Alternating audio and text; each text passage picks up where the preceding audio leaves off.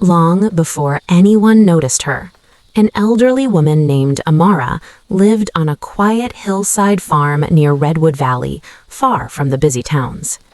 She had spent her entire life working beside her husband. Together, they once owned fertile land, rows of wheat, fruit trees, and a small herd of goats. But after her husband's death, everything slowly changed. Amara's legs had grown weak with age, and pain followed her with every step. Still, she tried to keep the home running. Her son, Daniel, and his wife Lena lived under the same roof. But Lena had grown harsh and short-tempered. Daniel, once hard-working, had become careless, sleeping late and avoiding responsibility. One cold evening, Amara heard hushed voices from the next room. "We can't survive like this," Daniel whispered. "This house is wasted on her," Lena replied. "She should leave." The next morning, Amara stepped outside and froze. Her clothes, blankets, and shoes lay scattered across the dirt yard. Lena stood nearby, arms crossed. "You need to go," she said flatly. "This place is ours now." Amara's voice trembled. "This home was built with my hands." But the door slammed shut.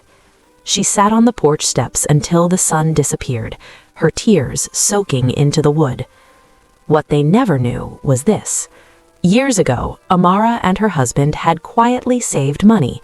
It was hidden inside a sealed clay jar beneath an old fig tree behind the barn. That night, she dug it up.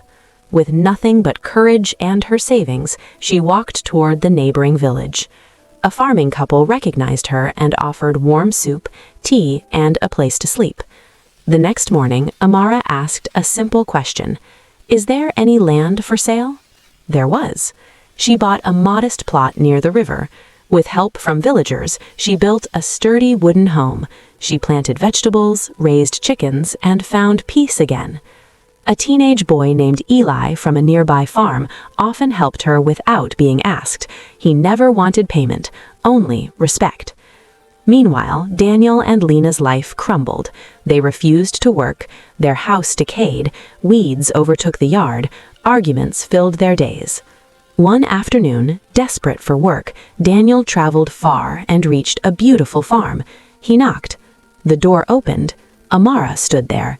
He stared, stunned. "I need work," he said quietly. "I have nothing." She agreed on one condition. "Do not tell Lena this land is mine." He promised. Amara treated him fairly, never cruelly. She asked only one question. "How is my son's wife?" "She's fine." He lied every time. One morning, Lena followed him. She entered the yard, saw the land, the house, and her mother-in-law. "You live in comfort while I suffer?" she shouted.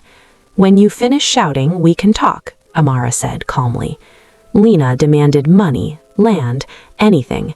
Amara handed her a few coins and closed the door. They wasted it quickly. Later, believing they would inherit everything, they sold their old house and waited. But Amara had already written her will. "My farm shall belong to the boy who showed kindness when I was abandoned."